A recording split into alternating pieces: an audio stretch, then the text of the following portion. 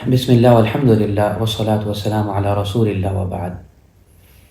احباب گرامی، منظر بھوپالی انہوں نے کیا خوب کہا، طاقتیں تمہاری ہیں اور خدا ہمارا ہے، عکس پر نہ اتراؤ آئینہ ہمارا ہے۔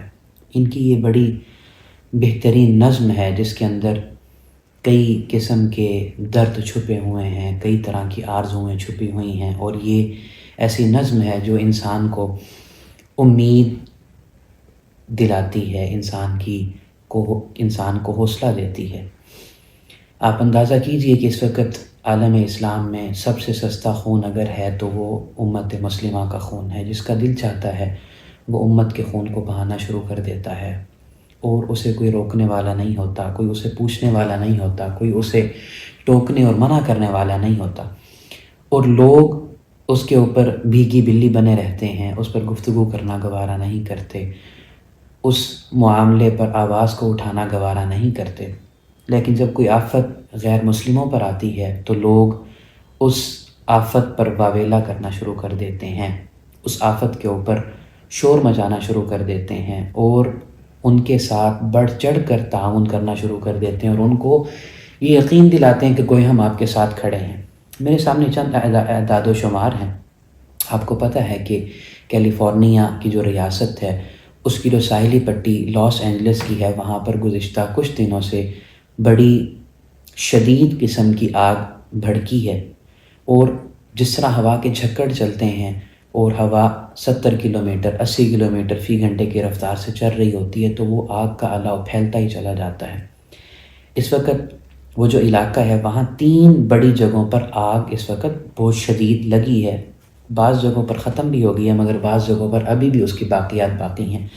ان میں جو سب سے بڑا مقام ہے جس کو آگ نے اپنی لپیٹ کے اندر لیا، وہ اس آگ کو انہوں نے پیلیسیڈ فائر کا نام دیا، اور یہ پیسیفک پیلیسیڈ وہ علاقہ ہے جو ہالی ووڈ کا علاقہ ہے، جہاں پر کروڑوں ڈالرز کے مینشنز ہیں، پینٹ ہاؤس ہیں، ساحل سمندر کے ساتھ بڑے بڑے لوگوں کے بنگلے ہیں، گھر ہیں، اور یہ علاقہ اس آگ کی لپیٹ میں سب سے زیادہ آیا۔ اس کے بعد جو دوسری بڑی آگ ہے وہ ایٹن فائر ہے جو کہ پیساڈینا جو علاقہ ہے اس کے پاس ہے۔ تیسری جو ہسٹ فائر ہے وہ سلمر کے علاقے کی طرف بڑھ رہی ہے۔ تو احباب گرامی، ان 3 جگہوں پر آگ نے شدید نقصان دیا، ہلاکتیں اگرچہ بہت کم ہوئیں، اور ظاہری بات ہے انسانیت ہے، کوئی بندہ بھی یہ نہیں کہتا کہ کوئی ناحق مارا جائے۔ آپ اسلام کا مقدمہ سمجھیے، اسلام نے ہمیں کیا تعلیم دی؟ کوئی اگر کسی ایک شخص کو بھی قتل کرتا ہے گویا اس نے پوری انسانیت کو قتل کیا۔ اللہ نے کسی کو یہ حق نہیں دیا کہ وہ کسی انسان کو قتل کرے سوائے قصاص میں، بدلے میں، جنگ وغیرہ کے اندر، یعنی جو شرعی معاملات و اصول۔ یہاں پر یہ بات سمجھ لیجئے، کوئی مسلمان یہ نہیں کہتا کہ آگ لگی ہے تو لوگوں کو مرنا چاہیے، لوگوں کا نقصان ہونا چاہیے، مگر ہم اسے کس پرسپیکٹو کے اندر دیکھنا چاہ رہے ہیں کہ لوگوں کا اسلام کے ساتھ اور پھر غیر مسلموں کے ساتھ کس طرح منافقانہ رویہ ہے۔ آپ اندازہ لگائیے، جن لوگوں کے ہالی ووڈ کے اندر اس یعنی علاقے میں جن کے مینشنز تھے، جو اداکار تھے، ان میں ایک بڑا مشہور نام جیمز ووڈ کا ہے۔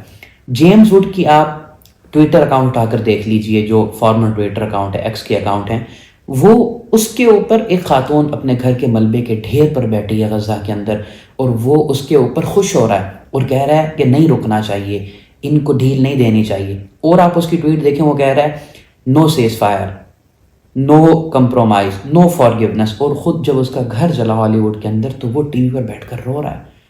اسے کیا احساس نہیں ہے کہ غزہ کے مکان جب ملبے کا ڈھیر بنتے تھے میں ان کے اوپر ہنسا کرتا تھا؟ آپ بلی کرسٹل کو دیکھیے، میں اس کا کلپ سن رہا تھا، وہ روتے ہوئے کہہ رہا ہے کہ یہ جو ہمارے گھر جلے ہیں ان میں ہمارے بچے پل کر جوان ہوئے ہیں، یہ جو ہمارے گھر جلے ہیں ان کے اندر ہمارے گرینڈ چلڈرن پل کر جوان ہوئے ہیں۔ تو احباب گرامی، جو غزہ کے گھر چھینے گئے جب وہاں پر یہودیوں کو رہائش دی گئی، احباب گرامی، کیا ان گھروں کے اندر بچے نہیں تھے؟ کیا ان کے پوتے اور نواسے اور گرینڈ چلڈرن نہیں تھے؟ جب غزہ کے اوپر بمباریاں کی جاتی تھیں تو احباب گرامی، کیا اس وقت وہاں بچے اور لوگ نہیں مرتے تھے؟ اب چھوڑ دیجئے، سچی بات ہے حقیقی اعداد و شمار تو کسی کے پاس نہیں، لیکن آپ یونیسیف کی رپورٹ اٹھا کر دیکھیں، وہ کہتے ہیں 9000 کے قریب خواتین غزہ کے اندر شہید کی گئیں۔ 13,000 کے قریب بچے غزہ کے اندر شہید کیے گئے. غزہ پر 10,015 قتل عام کے حملے کیے گئے جن میں 1,600 خاندان اس صفحہ ہستی سے مٹ گئے ہیں. احباب گرامی کسی کے کان پر جوں تک رینگی ہے. 78,525 افراد کی تحقیقاتی رپورٹ ہے، جو رپورٹ اقوام متحدہ کے پاس بھی ہے، کہ اتنے لوگ غزہ کے اندر شہید کر دیے گئے جن کو ان کے گھروں کے اندر مار دیا گیا، جن پر بمباریاں کی گئیں، جن کے اوپر کیمیکلز بامبنگ کی گئی، جن کے اوپر ہر قسم کا اسلحہ استعمال کیا گیا. لیکن سوال یہ پیدا ہوتا ہے اسلحہ کہاں سے آیا؟ احباب گرامی یہ اسلحہ ان لوگوں کے ٹیکس کے پیسوں کا ہے جن لوگوں کے گھر آج لاس اینجلس کے اندر جل رہے ہیں، کیلیفورنیا کے اندر جل رہے ہیں. سوال یہ پیدا ہوتا ہے کہ کیا اس سب کے باوجود لوگوں کے ضمیر جاگیں گے؟ کیا اس سب کے باوجود لوگوں کو ہوش آئے گا؟ یہاں آپ اندازہ کیجئے لوگوں کی دوغلی پالیسی کا پورا غزہ ملیا میٹ ہو گیا. اس کے اوپر کسی کے کان پر جوں تک نہیں رینگی. لیکن کیلیفورنیا کی ریاست کے جو علاقے جہاں گھر آگ نے خاکستر کر دیے، جلا دیے، ان کے ڈرون شاٹس ہیں، ان کی سیٹلائٹ فوٹوز ہیں. احباب گرامی ان کے اوپر لوگ جو ہے وہ گفتگو کر رہے ہیں اور غزہ کو بھول رہے ہیں.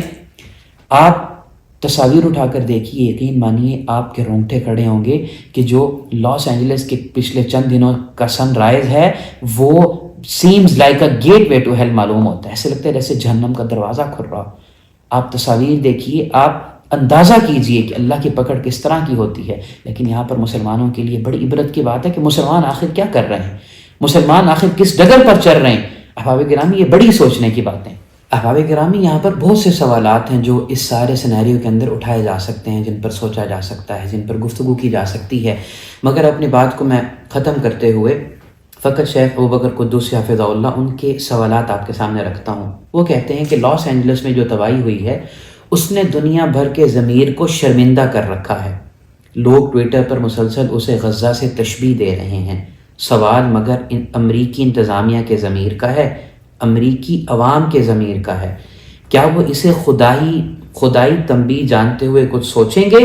کیا امریکی عوام اپنی قیادت پر دباؤ ڈالیں گے کہ ان کے ٹیکسوں کا پیسہ 7 سمندر دور ایک ریاست کی دہشت گردی کو بڑھاوا دینے کے لیے استعمال نہیں کیا جائے گا؟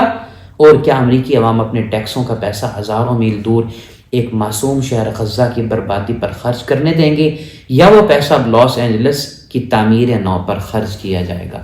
احباب گرامی یہ سوالات ہیں جو اس سارے قضیے پر ہمیں سوچنے پر، سمجھنے پر اور اپنے ضمیر کو جگانے پر مجبور کرتے ہیں. مگر پھر میں آخری بات وہی کہوں گا کہ خون مسلم سستا ہے، مسلمانوں کو تکلیف دینا سستا ہے.